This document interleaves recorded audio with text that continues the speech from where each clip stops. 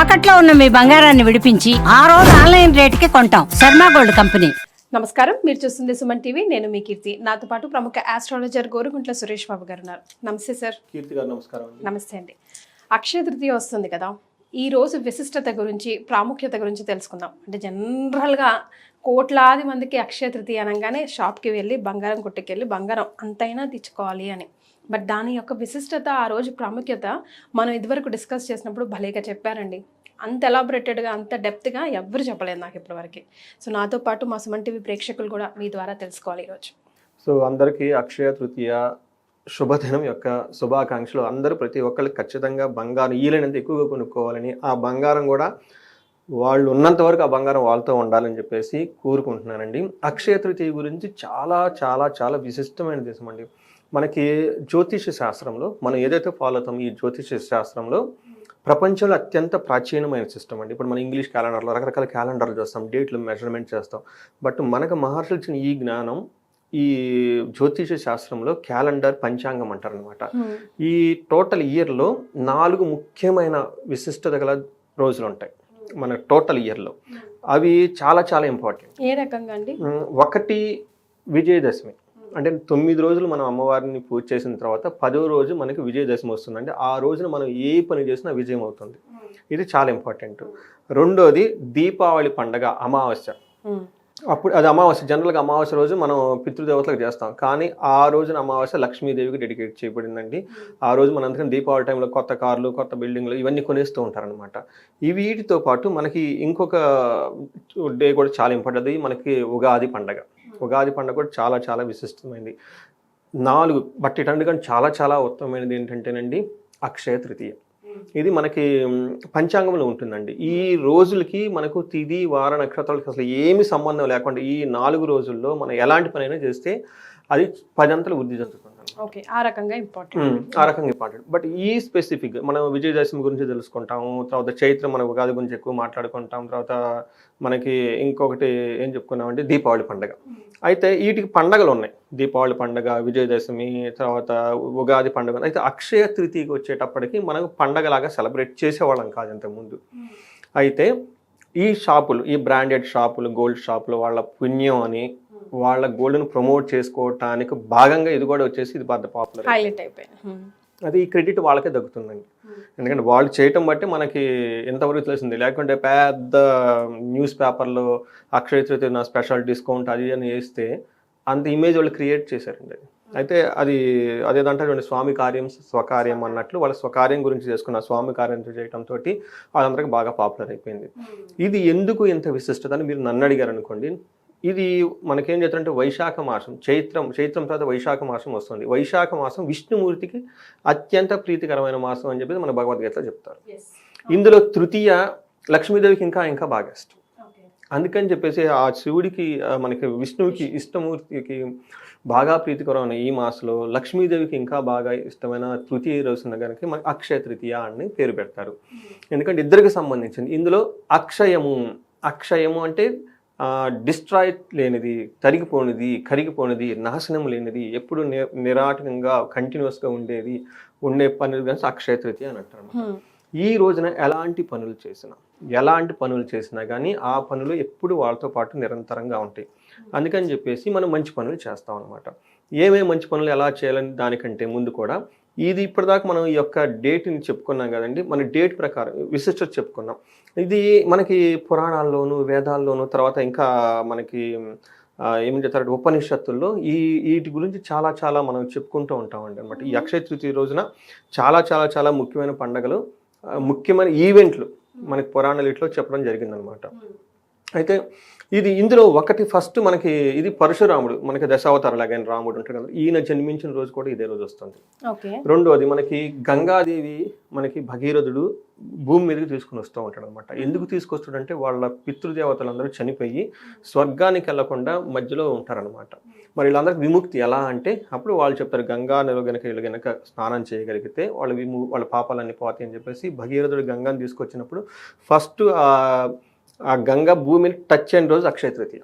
అందుకని గంగ పారుతూనే ఉంటుంది, ఎప్పటికి ఆగదు కదా. అందుకని అక్షయ తృతీయ. అంతేకాదండి మనకి కృతాయుగం కూడా స్టార్ట్ అయిపోయింది. అంటే ఫ్రెష్గా మనకేమంటారు, కృతాయుగం, త్రేతాయుగం, ద్వాపరయుగం, కలియుగం అయిపోతుంది కదా. మళ్ళీ ఫస్ట్ కృతాయుగం స్టార్ట్ అవ్వాలి కదా. ఆ స్టార్టింగ్ పాయింట్ అగైన్ మనకి అక్షయ తృతీయ అని చెప్తారు. మనకి కృష్ణుడు కుచేలుడు స్టోరీ మనకి అందరికి బాగా తెలుసు.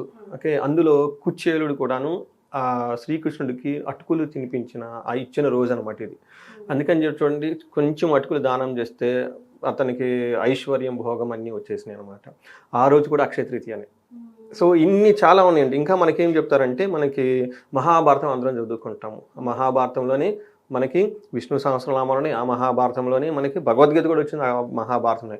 ఇది వ్యాస మహర్షి స్టార్ట్ చేయటం, అంటే రాయటం స్టార్ట్ చేసింది అక్షయ తృతీయ రోజు. అది వెరీ వెరీ ఇంట్రెస్టింగ్గా ఉంటుంది. వ్యాస భగవానుడు చెప్తూ ఉంటే రాయటానికి ఒకళ్ళు కావాల్సి వచ్చారు. ఎవరు రాస్తారంటే వినాయకుడు రాస్తారు. సరస్వతి నది పక్కన నది ఒడ్డున కూర్చొని ఉంటే డిస్టర్బెన్స్ వస్తూ ఉంటే ఆయన ఏం చేస్తాడంటే ఆఫ్ చేసేస్తాడు అనమాట. అందుకే అంత పవర్ అనమాట. అందుకంటే ఈ అక్షయ తృతీయ రోజున కనుక స్టార్ట్ చేస్తే ఎన్ని ఆటంకాలు ఉన్నా ఏది ఉన్నా కానీ, ఇప్పుడు చూడండి మనకి ఈ మహాభారతం ఎప్పటికీ పోదండి, ప్రతి ఒక్కరు చదువుతుంటారు. అందుకని అంత పవిత్రమైన ఈరోజు అంటే మనకి గోల్డ్ అనేది ఒక చిన్నదిగా మనకి అనిపిస్తూ ఉండి అది మనకి పాప్ అయిపోయింది కానీ దీని వెనక చాలా చాలా సిగ్నిఫికేషన్స్ ఎంతో ఇంపార్టెంట్. అందులోనే జ్యోతిష శాస్త్రం చాలా చాలా హైలైట్ అయిన రోజు, మీకు ఇందాక చెప్పుకునే విధంగా ఇది ఒక హైలైట్ చేసిన. అంతేకాకుండా ఇంకొకటి ఏంటంటే, మనకి మహాభారతంలో మనకి జోదంలో ఓడిపోయిన తర్వాత పాండవులు వనవాసంలో ఉంటారు. వాళ్ళ దగ్గరికి అంతమంది మునులు, మహర్షులు వచ్చిపోతూ ఉంటారనమాట. ఈ టైంలో వచ్చిన వాళ్ళకి మనకి అతిథి మర్యాదలు చేయడానికి భోజనాలు కావాలి కాబట్టి వాటికి సంబంధించి ఎలా వస్తాయి అనే మహర్షులను అడిగినప్పుడు, వీళ్ళకి కష్టమైనప్పుడు వీళ్ళు మహర్షులు చెప్తారు, సూర్యుని యొక్క ఉపాసన చేయండి 40 రోజులు అని చెప్పి సూర్య భగవానుడి యొక్క విశిష్టత వివరించి ఆయనకు కావాల్సిన ఏ విధంగా చేస్తే అక్షయ పాత్ర వస్తుంది అని చెప్పేసి ఒక ఉపాసన చేస్తారన్నమాట. అప్పుడు సూర్య భగవానుడు ప్రత్యక్షమయ్యి ధర్మరాజుకి అక్షయ పాత్రను ఇస్తారనమాట. ఇచ్చేసిన తర్వాత అందుకని చెప్పేసి ఒక్కసారి ఆ పాత్ర ఇవ్వటం వల్ల వీళ్ళకి అనంతంగా వడ్డిస్తూనే ఎప్పటికీ ఇస్తూనే ఉంటారనమాట. ఈ విధంగా మనకి అక్షయ పాత్రలు పాండలకు రావటం కానివ్వండి. ఇంకొక ముఖ్యమైనది, చాలామందికి ఇంపార్టెంట్ అయిన విషయం, ఈ రోజుల్లో ధనం ధనం ధనం, సంపద సంపద సంపద అంటూ ఉంటారనమాట.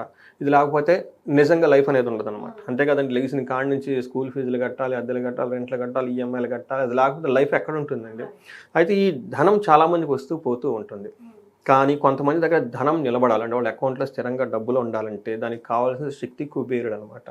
ఈ కుబేరుడికి ఆ యొక్క పదవిని, అంటే ఈ ధనాన్ని రక్షణగా నువ్వు ఉండు, లక్ష్మీదేవికి సంపదలకి రక్షణగా నువ్వు కాపాడు అని చెప్పేసి శివుడు అతనిని, ఆ కుబేరుని ఈ రోజునే అతను వరం ఇస్తాడనమాట.